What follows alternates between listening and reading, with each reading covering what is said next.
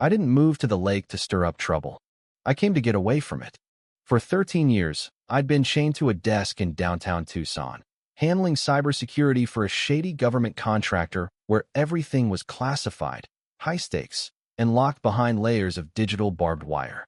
The job gave me an ulcer, a caffeine addiction, and a permanent twitch in my left eye. So, when a friend mentioned a lakeside cabin for sale complete with fiber optic internet, I saw it as a lifeline. The place was a dream, a sleek, pine-clad smart home nestled among towering evergreens, overlooking a shimmering, crescent-shaped lake with a handful of houses dotting its shores. I signed the papers in days, packed my gear, my tech, and my cat, Nebula, and left the city in my dust. What I didn't know was that half the lake belonged to the Pineview Lakeside Association, a homeowners group ruled by Karen Whitlock, a passive-aggressive HOA tyrant, and her 20-year-old son, Tyler, a spoiled brat with the charm of a soggy dish rag and the ego of a reality TV star. This is the story of how a quiet retreat turned into a digital war zone. It started innocently enough. I'd been at the cabin barely a week, sipping coffee on my deck and watching herons skim the water, when Tyler rode over in a kayak, looking like a drenched frat boy on a mission. "Yo, you got Wi-Fi, right?" he called, tying his boat to my dock. I raised an eyebrow. "Yeah, I do." He grinned. "All teeth and vape stink.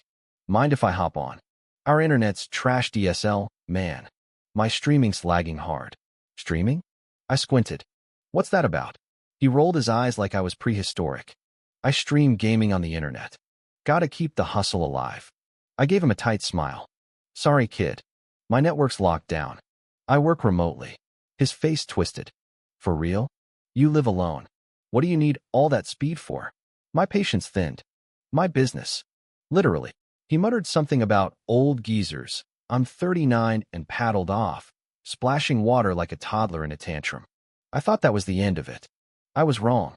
A few days later, my firewall started lighting up. Strange pings. Repeated login attempts on my router. Then a sketchy hotspot popped up near my dock, labeled freelakenet_5G. I traced it to a battery-powered repeater stashed in a rotted stump by the shore. Tyler had tried to hijack my signal. I ripped the device out, zapped it with a voltage spike for kicks, and locked down my network with MAC address filtering. 2 days later, Karen Whitlock herself appeared at my dock, pearls gleaming, loafers pristine, her smile as fake as a politician's promise. "Mr. Harper," she said, voice dripping with condescension, "we need to talk." I leaned against my porch rail, arms crossed. "Go for it." She waved at Tyler, who stood behind her, clutching his vape like a lifeline. "My son says you're refusing to share the community's internet." I laughed, sharp and cold. "There's no community internet. There's my internet. I pay for it. I own it." Her smile tightened. "It's neighborly to share." I didn't blink. "It'd be neighborly if your kid stopped trying to hack my router." Her eyes narrowed. "That's a bold claim." I shrugged. "I've got logs, IPs, device IDs." Tyler admitted to guessing passwords. "That's called hacking, genius."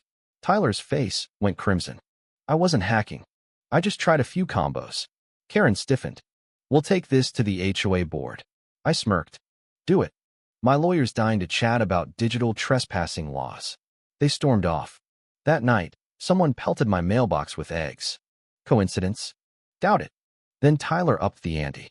3 days later, he called 911, claiming suspicious activity at my cabin, saying my radio gear was jamming the neighborhood signals. 2 deputies showed up, looking sheepish.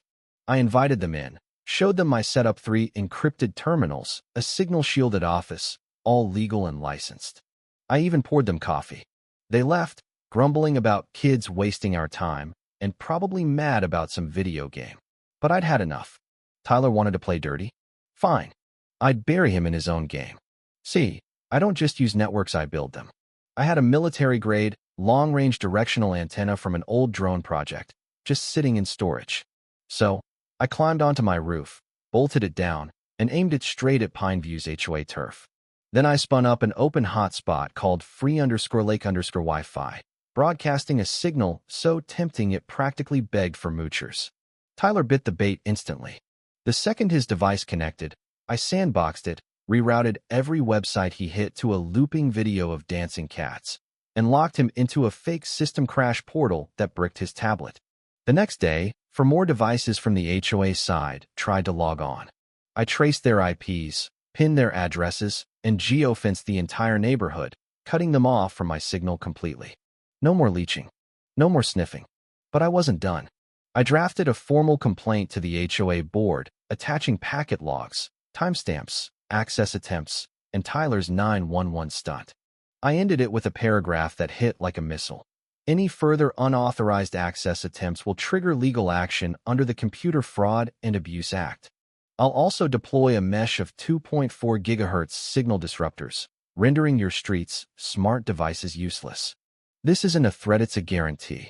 I sent it and waited. Silence followed, but a week later, a knock came at my door. It was Greg Larson, the HOA treasurer, a rare, decent guy. He handed me an envelope. Inside was a signed apology from Karen and Tyler, plus a note. Effective immediately, the Whitlock family will no longer attend HOA meetings or contact you. We regret the disturbance. Greg chuckled. Off the record, that was the smoothest board vote we've ever had. I offered him a beer. Rumor has it Tyler's stuck on mobile data now, limping along at dial-up speeds. The horror. These days, I'm back to my mornings on the dock, coffee in hand, Nebula purring beside me, my internet blazing fast, and Fort Knox secure. The lake sparkles, the herons glide, and my antenna still points at Pineview, a silent reminder. Karen and Tyler thought they could bully me into submission, but they picked the wrong neighbor. Out here, the strongest walls aren't wood or wire theory encrypted. And I've got the keys.